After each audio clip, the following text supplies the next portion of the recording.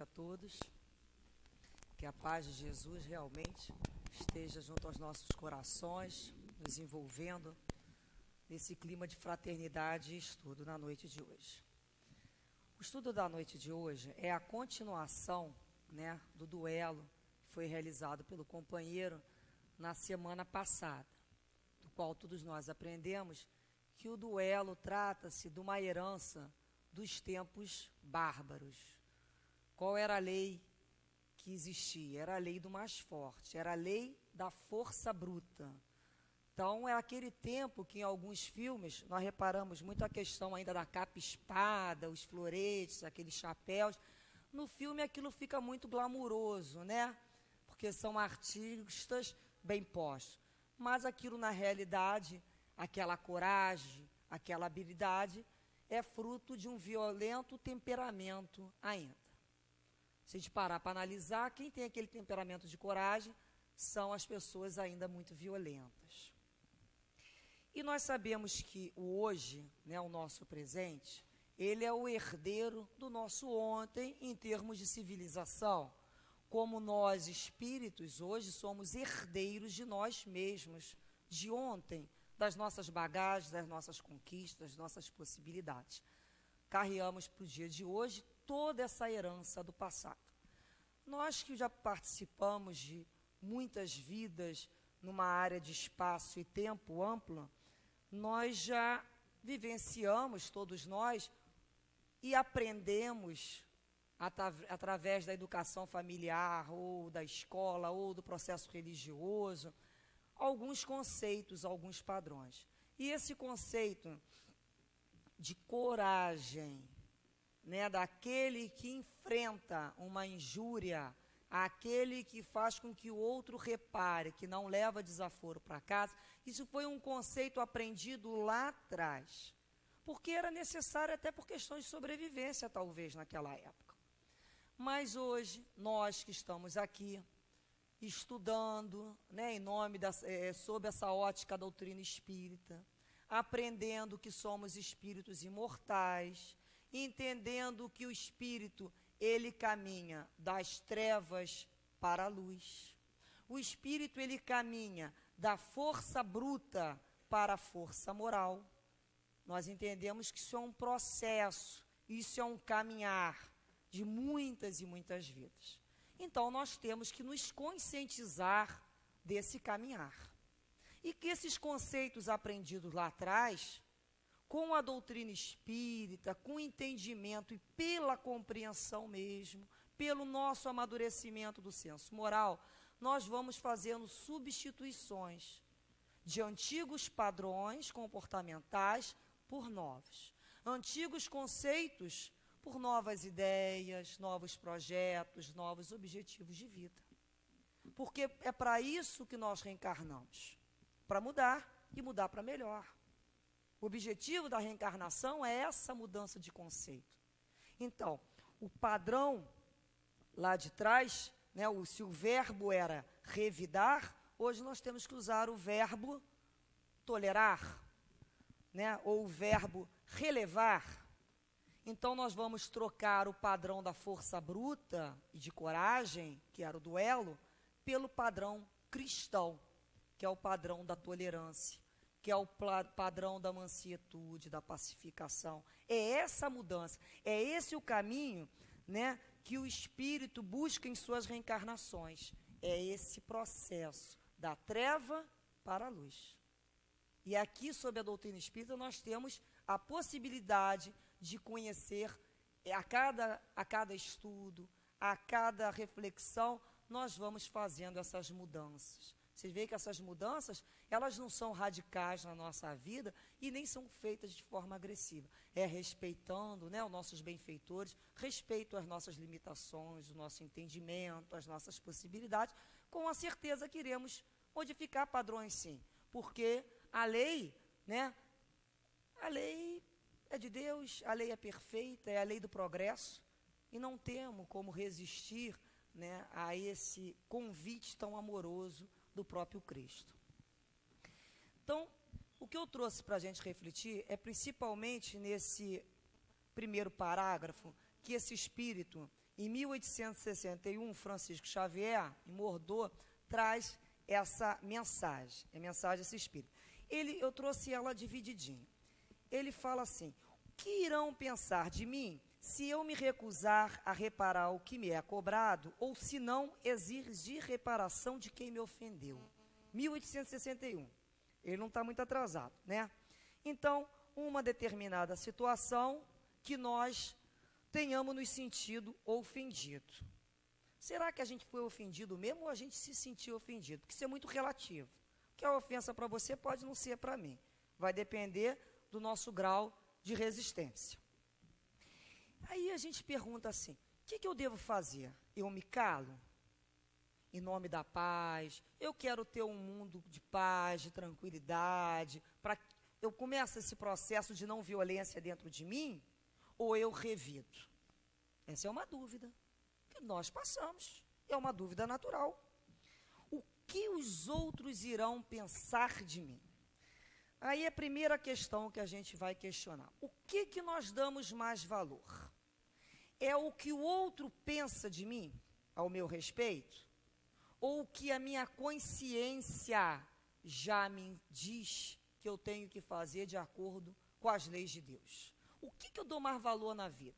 É o conceito dos outros ou o conceito que eu mesmo tenho ao meu respeito? O que está valendo mais na minha vida?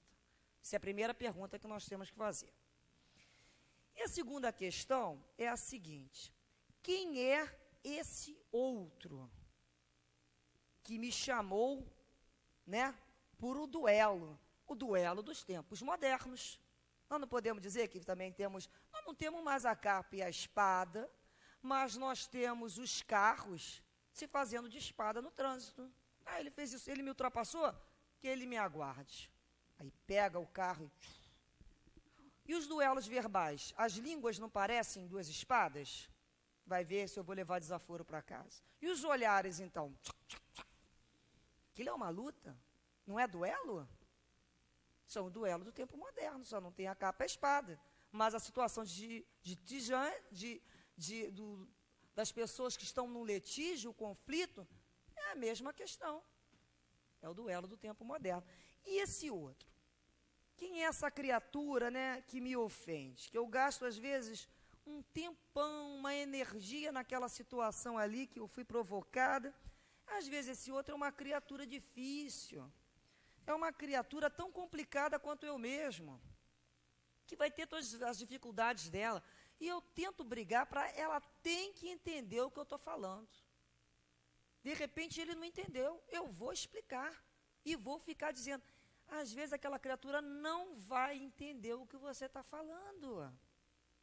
Essas pessoas difíceis, nós temos que aprender primeiro a conquistar o coração delas, a conquistar a confiança delas, para depois você levá-la para trabalhar na tua linha de raciocínio. Senão ela não vai aceitar raciocinar contigo.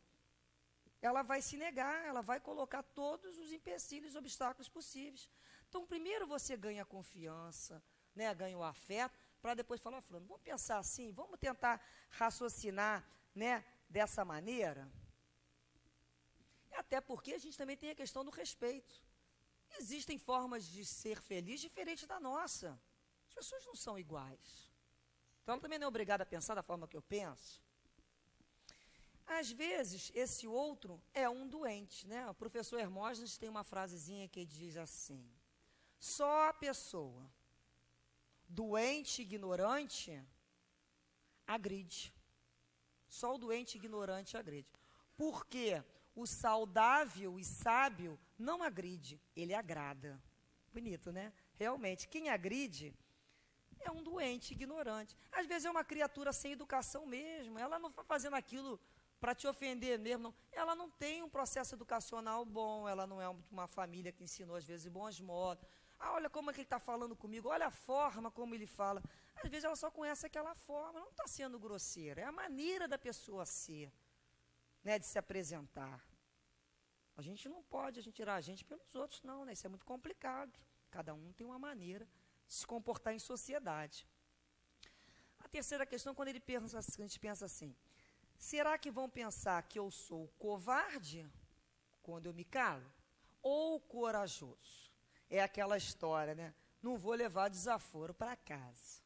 Às vezes a criatura não leva desaforo para casa, mas leva para o túmulo, não leva? Porque ela vai atrás do outro para desforra e vai embora. Aí leva para o túmulo. É melhor levar, eu prefiro levar para casa. Hoje em dia os corajosos estão todos vivos, né? Os corajosos são os vivos. Tem coragem de viver, tem coragem de enfrentar essa vida aí fora. Então, essa questão de ter coragem, a gente começa a pensar assim, é mesmo ser corajoso o fato de você colocar a sua vida em risco? Ou a vida de outras pessoas em risco? É um ato de coragem? Eu pegar meu carro para fazer uma ultrapassagem perigosa, para mostrar para o cara que ele não vai fazer aquilo comigo, é coragem? Eu dispor da minha vida, ou de uma pessoa que eu não posso dispor da minha vida, Deus não me deu essa possibilidade. É coragem ou é um ato de rebeldia? É rebeldia, né? É irresignação, a gente não aceita. É rebeldia. E a gente às vezes esquece que num processo de rebeldia vai iniciar um processo de loucura. Qual é o passo inicial da loucura? Espírito rebelde. Ninguém se torna louco sem antes ter sido um rebelde. Depois que eu li isso por André Luiz, eu comecei a pensar muito nessa questão de rebeldia interna. Porque a gente vai aumentando a dose de rebeldia até a loucura. Ela não aparece, né, na nossa casa mental de uma hora para outra. Ela começa a se instalar pela rebeldia, pela questão da não resignação. E Chico Xavier fala o seguinte, que nós somos criaturas que nos suicidamos pouco a pouco, né? É um suicídiozinho lento, de forma indireta. Dia a dia a gente se suicida. É um aborrecimento aqui, aí dá uma taquicardia, né? A gente já passou da idade de se aborrecer, né, gente? No início a gente gasta uma energia danada, não acontece nada. Mas depois de uma idade a gente começa a brigar, né? Coração dá um disparo, a respiração já falta, já descobriu que tu passou dos 25. Não pode mais, né? Você, em nome da saúde, você tem que, da tua saúde mesmo. Acalma o Enel, não tem mais condição de fazer esses enfrentamentos, não. Então é esse suicídiozinho lento. Aí a gente desencarna aí no processo de briga, né? Aí chega lá do outro lado, morreu de quê? De raiva. Morreu de raiva. O cachorro mordeu? Não. A própria pessoa se lambeu. É um problema horrível, né, gente? E a gente vai ter que ter responsabilidade por essas causas mortes. No livro Coragem, o Emmanuel fala para a gente assim, sobre essa questão da coragem. Na página 138, né, na mensagem 44, na hora da paciência, tem um parágrafo que ele fala assim, e não digas que a serenidade expresse fraqueza ante os cultores da violência, qual se não tivesse brio para a reação necessária, porque é preciso muito mais combatividade interior para dominar-se alguém ao colher ofensas e esquecê-las, do que para assacá-las ou devolvê-las a detrimento do próximo. Tem que ter muita coragem para trancar a língua, não tem, não? É fácil para quem não tem resposta na ponta da língua, mas as pessoas assim como eu conheço, rápidas para dar resposta, é difícil. Quando você acredita, então, que você tem razão, então é mais difícil ainda. Então, continuando o texto desse espírito, ele fala assim, olha, refleti um pouco, por uma palavra dita por um dos vossos irmãos, muitas vezes impensadamente, ou até mesmo inofensiva, vosso orgulho se sente ferido. Respondeis a ele de uma forma agressiva, e daí surge uma provocação. É quando a gente pensa assim, quantas vezes nós falamos umas bobagens, não é? A gente também não fala bobagem? A gente devia ter ficado calada, e a gente não aguenta. Tem gente que ainda fala assim, perco o amigo, mas não perco a piada. Aí solta aquela farpa. Aí depois a gente fala assim, ai, tomara que esqueça, né? Às vezes a gente fala umas coisas que a gente fala assim, meu Deus, tomara que... Quando a gente chega em casa, que a gente lembra que falou, ai, tomara que ela esqueça o que eu falei, meu Deus, vai esquecer, não vai... Aí quando a pessoa vem falar com a gente, pô, mas eu estava brincando. Ah, mas não foi nesse sentido que eu falei isso para você. Ah, mas eu não quis dizer isso não. Ah, era uma forma de falar. Não é assim? A gente tenta vir com panos quentes em cima das nossas batatadas. Por que a gente não usa a regra de ouro, então? Como eu faço comigo, por que eu também não faço com os outros? Por que eu também não consigo entender que o outro, né, de repente, foi azarado no sentido de, não teve muita felicidade naquele comentário, naquela frase que ele falou, nesse sentido. A gente começa a relevar um pouco mais e até achar engraçado. Às vezes na vida a gente leva tudo, né? É sério demais. A gente às vezes leva umas situações tão a sério e a gente chega a ser cômico nessas horas. Se a gente pudesse ver, né, como o Espírito já se falou, a gente chega a ser engraçado nessa nossa rispidez, na nossa cobrança em relação ao outro. Depois ele continua na frase, ele fala assim, vez impensadamente inofensiva, vosso orgulho se sente ferido, respondeis a ele de uma forma agressiva, e daí surge uma provocação. O seu orgulho se sente ferido, né? O nosso orgulho. É sempre ele, né, que fala dentro da gente, né? Esse orgulho, essa vaidade, esse milindre, né? Aí a gente fala que é sensibilidade. Você viu como é que ele falou comigo? Sou muito sensível, sabe? Falou comigo, me magoa. Sou muito sensível. Mas agora, na hora que eu tenho que te dizer umas verdades, eu tenho uma firmeza, eu olho no teu olho e falo. Engraçado, né? Porque nós vamos perceber que essa balança é meia desequilibrada. Eu chamo de sensibilidade a minha audição, a minha forma de ouvir. E chamo de firmeza a minha fala. Então não pode ser assim.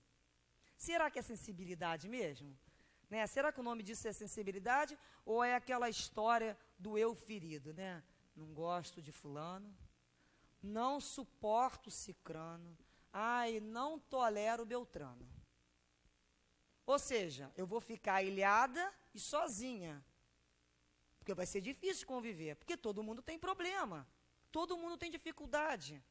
Nós estamos morando no planeta Terra, né? Que tem pessoas como eu, muito parecidas comigo, com vocês.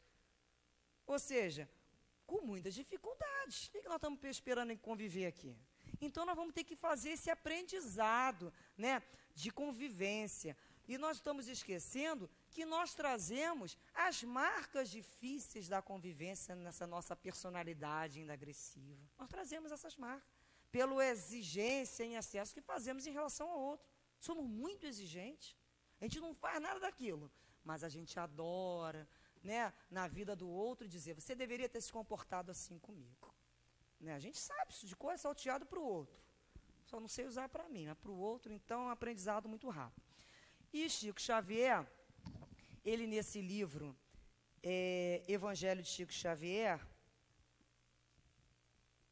tem uma passagem que ele fala assim, existem pessoas que se sentem ofendidas, magoadas por qualquer coisa.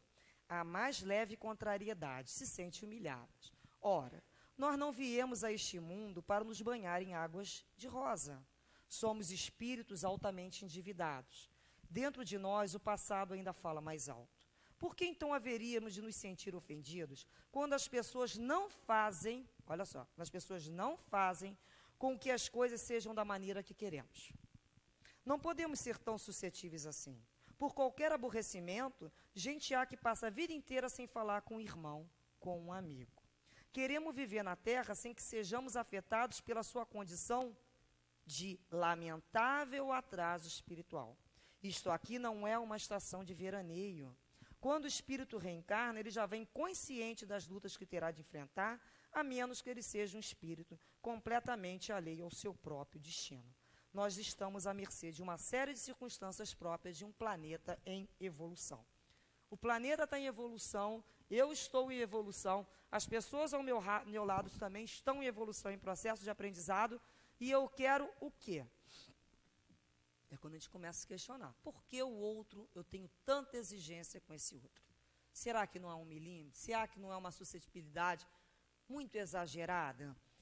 E a gente começa a perguntar o seguinte, essa fragilidade, essa sensibilidade, ela é coisa da nossa cabeça, né? Nós que criamos esse limite. Eu costumo dizer, chamar isso de play. Isso é o play. Todo prédio não tem lá o play? Tem play. Tem prédio que tem um play pequenininho, tem prédio que não tem play nenhum, tem prédio que tem um play grande. Play é o lugar, né, que você fica mais à vontade. E tem pessoas que são esses limites, são muito, né, estreitas nesse limite, impõem um limite muito duro para o outro. É um grau de exigência, de convivência, né, difícil de se manter. Então, quando a gente pensa assim, qual é o teu limite em relação a uma ofensa do outro? Qual é o limite de vocês? O que muda? É o limite interno. O camarada está lá num forró, alguém pisa no pé, ele puxa uma peixeira e mata. Ué, a pessoa pisa no meu pé, eu não puxo peixeira e não mato. Pé dói, dor de pé, não vai dizer que um dói mais do que o outro, que tudo dói muito parecido. O que diferenciou? O limite. O problema é o mesmo. É a forma como você encarou aquela situação. O outro pisou no meu pé, é suficiente para eu tirar a vida de alguém? Camarada te deu uma fechada no trânsito. Para um, é suficiente ele ir lá e tirar satisfações. Colocar a vida dele em risco, colocar a vida de outra pessoa em risco. Qual é o nosso limite? Será que não dá, né, para a gente ampliar esse limite? É quando o Chico Xavier fala, né, que nós suportamos cruz de ferro, carregar uma cruz de ferro. A cruz de ferro, né, às vezes é uma ofensa pública. A ofensa pública, às vezes, a gente aguenta. Porque tem um montão de gente que fala assim, fica triste não, os corações amigos solidários nos dão um suporte. Mas, às vezes, a gente não suporta a cruz de palha. O que é a cruz de palha? A cruz de palha são aquelas palavras que vêm em forma de tapa. Você segura. É aquele olhar que te machuca, né? É aquela risadinha que você sentiu. São as farpas. Tem gente que não se aguenta nem uma criança chorando, fazendo manha dentro de casa, que já se descontrola. É a cruz de palha. Ele, às vezes, segura toda a cruz de ferro, mas não suporta a cruz de palha. Então, depois ele continua assim no texto dele, do Francisco Xavier. Ele fala assim, antes de chegar ao momento decisivo, indagai de vós se agistes como cristão. Bem, então vamos primeiro essa parte aqui. Antes de chegar ao momento decisivo. Então, antes de chegar ao momento decisivo, existe um tempo. Entre o insulto e a reparação, há um tempo. Há um lapso, que a gente chama de lapso temporal. Qual é esse tempo? Para algumas pessoas, milésimos de segundo. É o famoso bateu, levou. Pensei, falei. Aí a criatura fala assim, sabe o que é? Eu sou muito autêntico. Né? Eu sou muito autêntico e eu te digo mesmo o que eu pensei. Bem, ela na realidade, ela não é autêntica. Ela na realidade é uma pessoa com pouca reflexão, é uma pessoa que não consegue se dominar. Ela não tem domínio. Ela não é autêntica, ela não aprendeu a se dominar. Ela não entendeu o que esse tempo dá para ela controlar. Vocês querem ver uma coisa? Às vezes o outro me chama para o duelo, uma confusão na rua. Eu tenho um tempo para refletir. Se eu quero ou não quero dar início àquela confusão. Repara bem, eu decido. Às vezes eu quero sim. Eu gosto de confusão, eu não sou uma pessoa também complicada, me atrai ainda aquele bate-boca, eu sou viciada nesse tipo de comportamento doente. É um comportamento doente. Um agride o outro, é doença, isso não é saudável. Podemos nem conseguir sair dele ainda, mas é doença. Vamos nos tratar. Mas eu tenho que entender o seguinte, que nesse lapso temporal, quem decide sou eu. A decisão é minha também, se eu começo. E eu posso te dizer, olha, aquela briga com aquela criatura começou no dia tal, no mês tal, no ano tal e hora tal. E além de o dia ainda estava nublado. Você te dizia até como estava o dia, nublado, e era uma terça-feira. Pronto. Quando que a situação vai acabar? Isso eu não vou saber dizer. Porque não vai depender mais de mim. A hora de começar dependeu de mim. Eu podia ter parado ali. Agora, a hora que vai terminar, eu não sei. Porque não depende mais só de mim. Às vezes, aquela situação vai tomando um corpo tão grande que vai continuar para as próximas reencarnações, gente. São esses processos obsessivos, que a criatura não sabe nem realmente qual a causa. Olha, eu não me lembro mesmo qual foi a causa principal, mais ou menos isso. Mas por que foi, eu não sei. Perdeu. O negócio é o litígio. São essas famílias que a gente conhece aí, que reencarna naquelas brigas. Família tal, litigando com a família tal. Não acaba nunca. Vem o pai, vem o avô, né? E aquilo continua, aquela briga, não sei quantas gerações. A gente às vezes vê que uma briga começa, né, de vizinhos ficar do muro no juizado especial civil.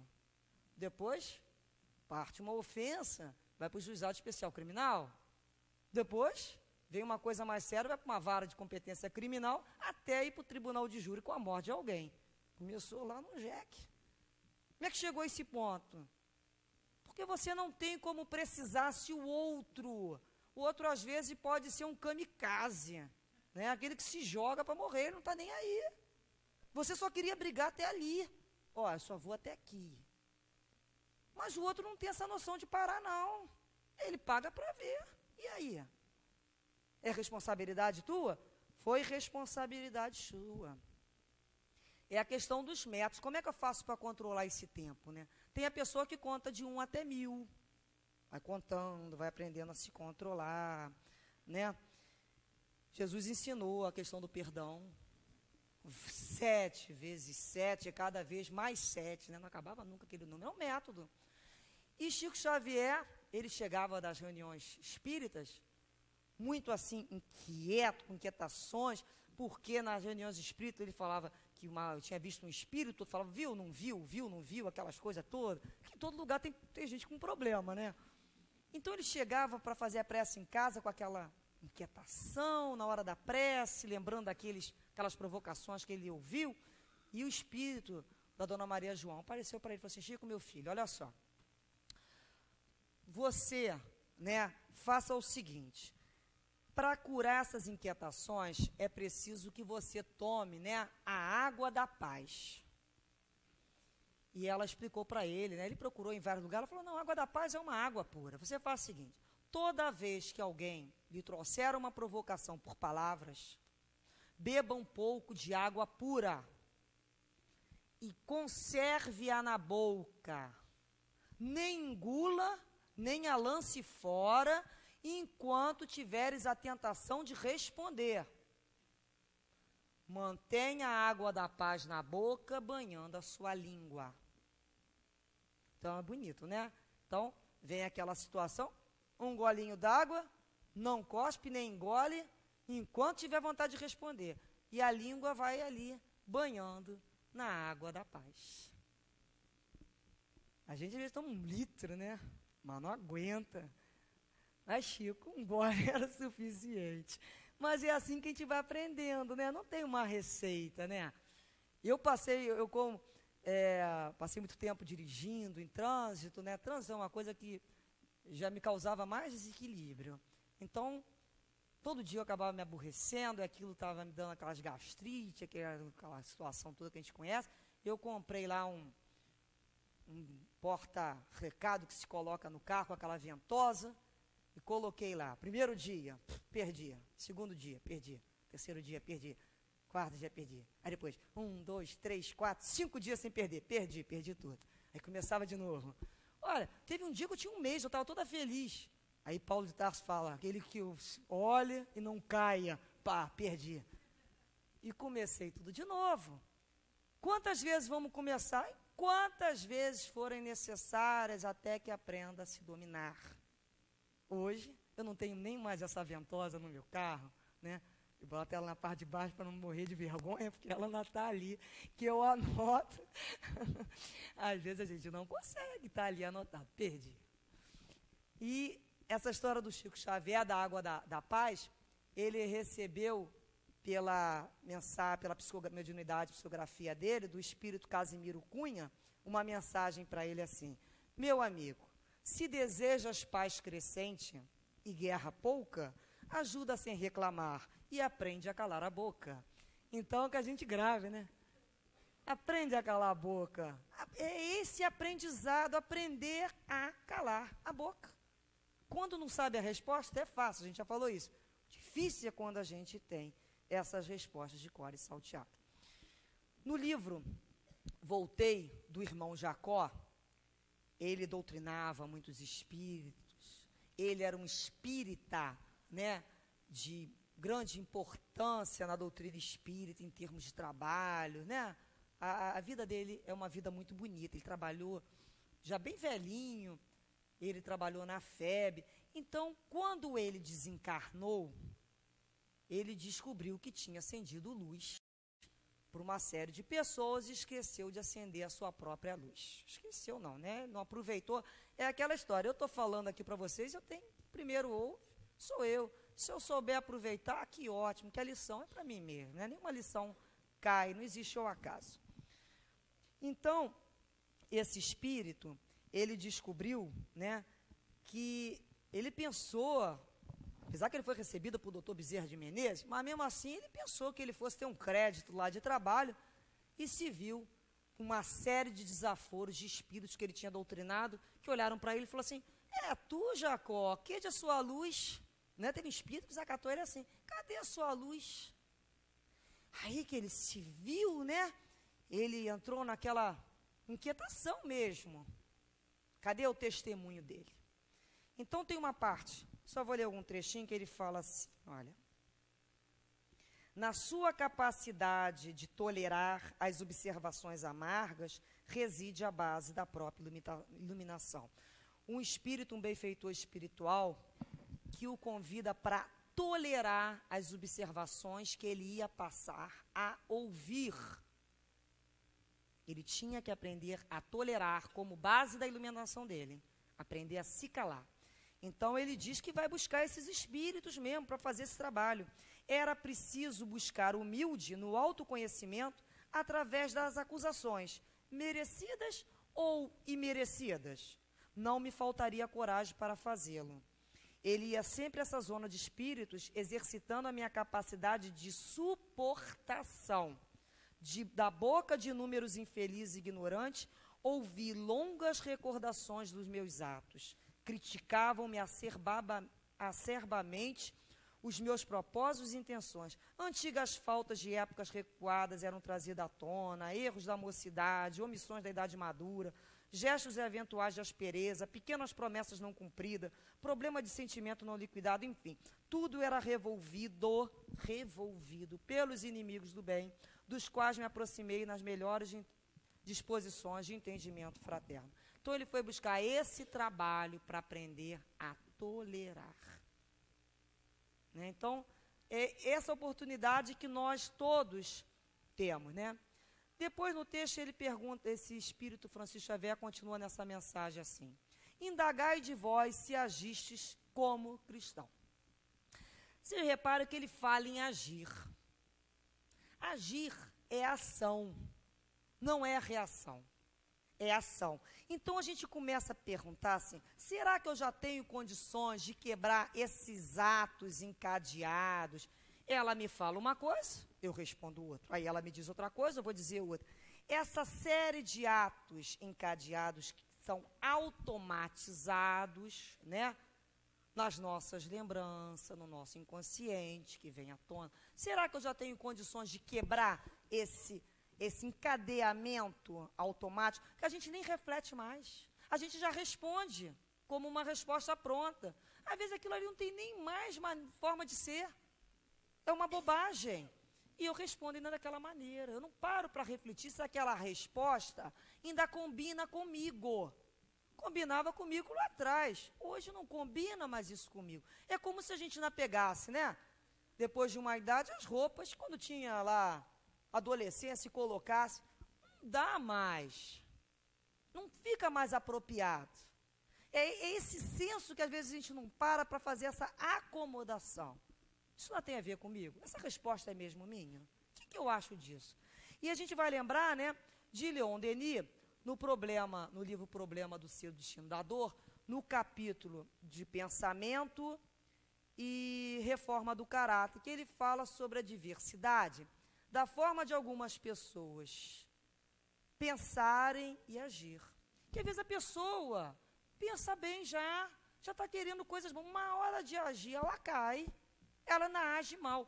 o que está havendo? Então ele fala que isso, ele diz assim, os atos dos homens resultam do impulso surdo dos pensamentos e das forças que eles acumularam em si no passado. Suas aspirações atuais traduzir-se-ão em atos no futuro. Isso é um impulso surdo que ainda trazemos no nosso arcabouço moral. É a herança, eu sou herdeira de mim mesmo. Então, camarada bate aqui, eu pá, revido a mão ali. É instintivo ainda, é um impulso. E o que me cabe fazer? Eu vou ter que desgastar essa personalidade agressiva que eu trouxe. É para isso que eu reencarnei. Senão não teria reencarnado. Para continuar igual, ficava lá no plano espiritual. Se eu reencarnei foi para mudar, e mudar para melhor. Então eu tenho que observar essa personalidade agressiva que eu ainda trago, que sou eu mesmo, e aprender a fazer esse desgaste. Aprender, né, a aplainar esse ego. Passar a ferro esses meus amassados psicológicos. É para isso que eu reencarnei, com essa intenção.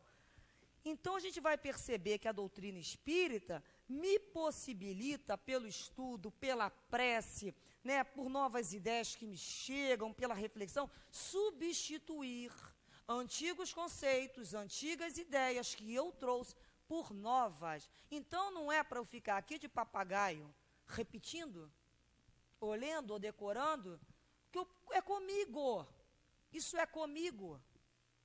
Então é quando eu começo a perceber, né, essa história e substituir o antigo padrão pelo padrão cristão.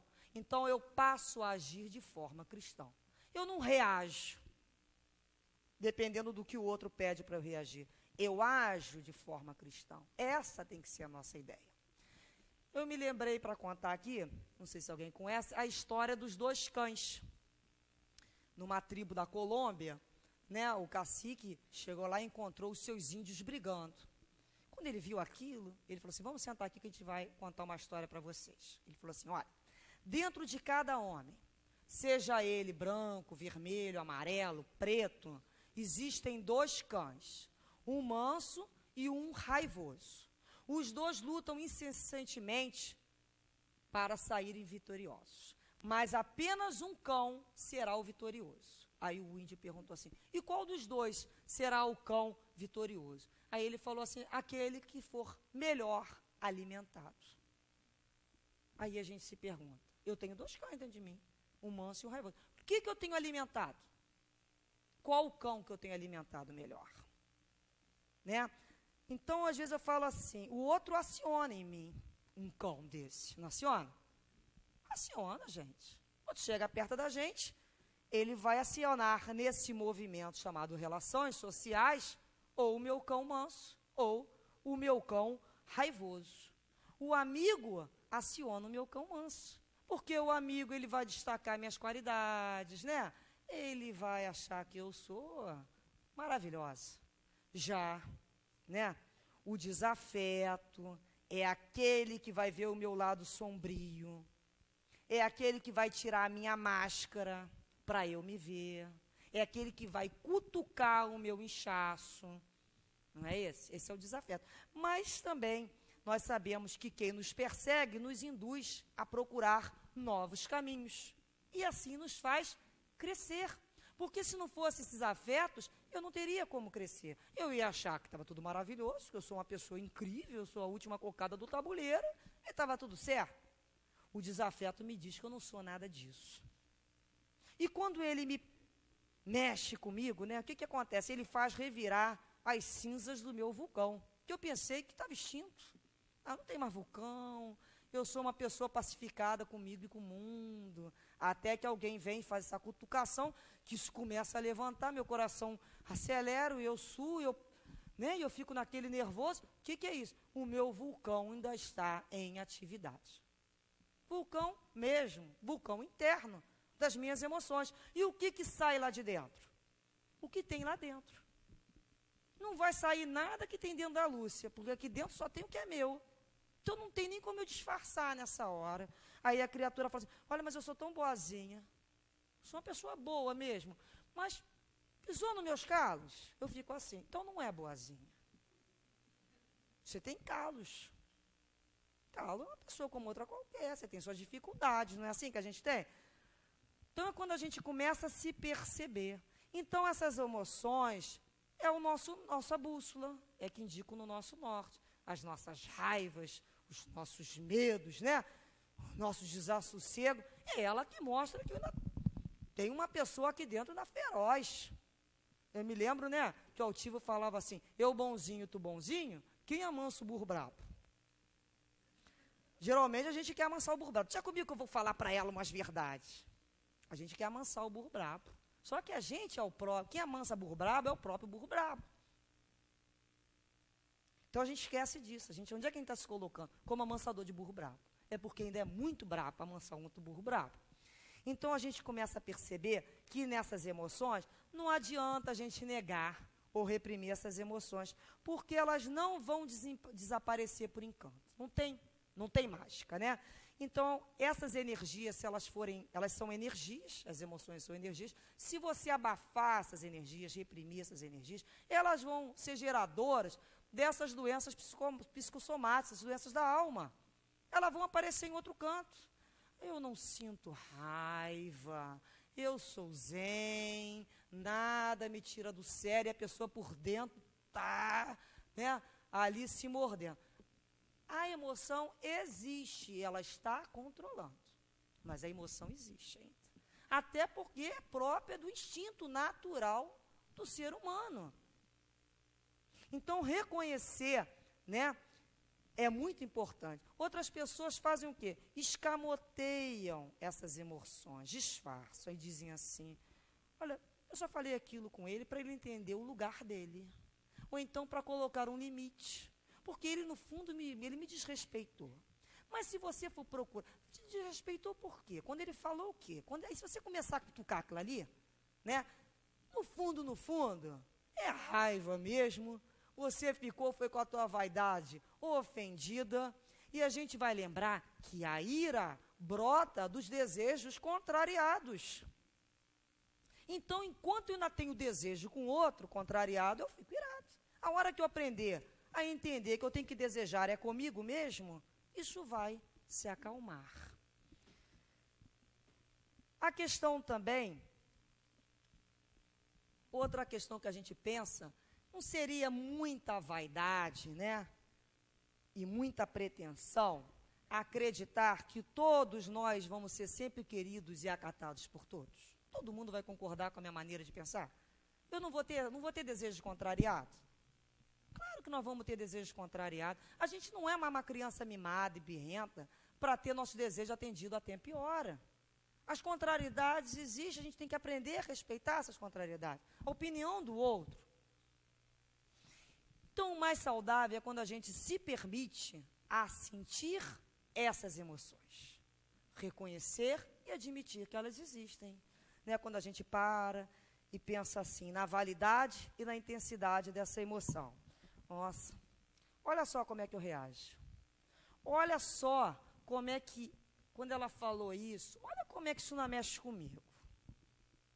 Mexe comigo, olha como é que eu estou sentindo. Porque o que eu estou sentindo na realidade? Vamos reconhecer, o que eu estou tendo? É inveja? É raiva? É medo? O que eu estou sentindo? Eu tenho que saber fazer esse reconhecimento para eu refletir em cima dessas emoções, né? É quando a gente começa a pensar assim, será que essa pessoa quis dizer isso mesmo? Será que ela não está certa? Mas peraí, será que eu não sei separar o que me interessa do que não me interessa? Olha, isso que ela me falou foi bom para o meu crescimento, mas isso aqui não tem mais nada a ver. Será que eu preciso ficar com essa taquicardia toda por causa disso? Preciso ter um piripaque porque eu ouvi isso? Será que eu posso respirar para tentar controlar isso melhor? Tem motivo para esse escarcéu todo? É quando a gente começa a se chamar a si. E ver que aquilo ali às vezes era um exagero. Então, reconhecer a emoção, admitir a emoção, sentir a emoção para poder validar tanto a existência quanto o limite. Estou passando do limite. E a gente aprender a fazer o controle disso com discernimento. Eu quero passar a escolher o que me é útil e saudável. Então, eu, para discutir com uma criatura, eu vou me indispor, eu vou me irritar, eu vou piorar minha circulação, minha respiração. Mas não quero não. Eu passo a decidir o que eu faço com a minha energia. Eu não vou queimar minha energia. Uma coisa que às vezes não vai levar a lugar nenhum, uma questão imatura, uma questão de reflexão. É quando eu começo a fazer esse discernimento. Escolher. Ninguém mais me leva. Ah, mas eu agi assim porque o outro falou. Não, o outro falou e eu decido o que eu faço com a fala do outro. Não é o que o outro não tem o poder de me deixar daquela maneira, não. Eu que autorizo a ele aquela circunstância.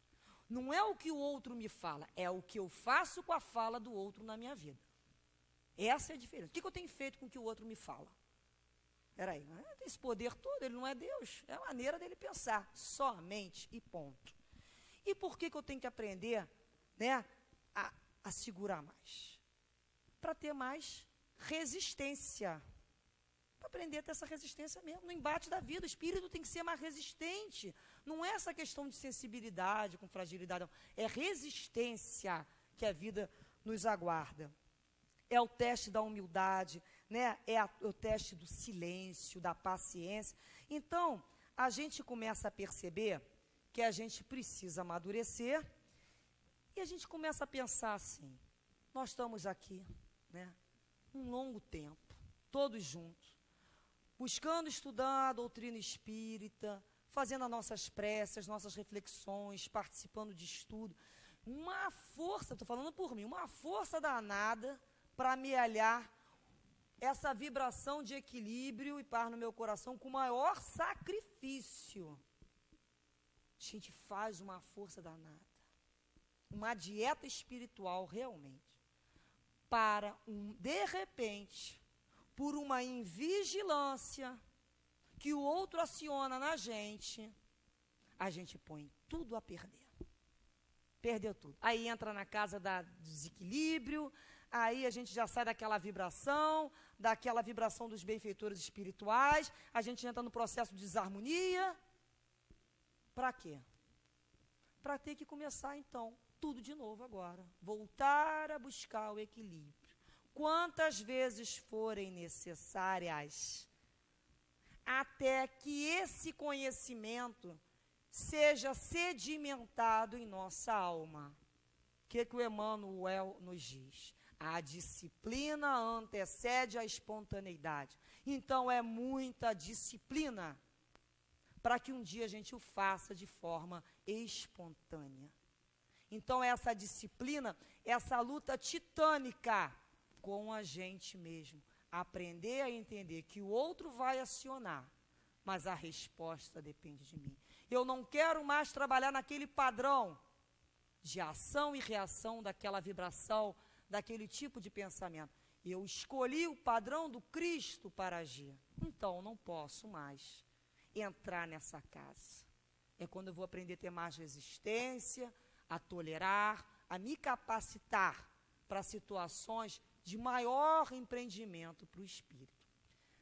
Para terminarmos, existe uma mensagem da Madre Teresa de Calcutá que ela diz mais ou menos, no final da história, no final das contas, a história nunca foi entre você e Deus. A história nunca foi, entre você e o outro. A história, na realidade, sempre foi entre você e Deus. Então, o outro, a história nunca foi, né, da gente com o outro. O outro é apenas o elemento que me mostra as minhas limitações e as minhas possibilidades. O outro é meu irmão de caminhada. O outro é alguém que eu mereço e devo muito apreço e respeito, porque ele tem as mesmas dificuldades que eu tenho. Então, a história é comigo e com Deus. É essa busca e esse autodomínio que a doutrina espírita tão generosamente oferece como recurso de aprendizado a todos nós que somos espíritos imortais. Que Jesus, então, abençoe todos os nossos corações com esse ensejo de aprendermos a nos dominar, a escolher o que for mais saudável e melhor para a nossa vida de espírito imortais. Graças a Deus.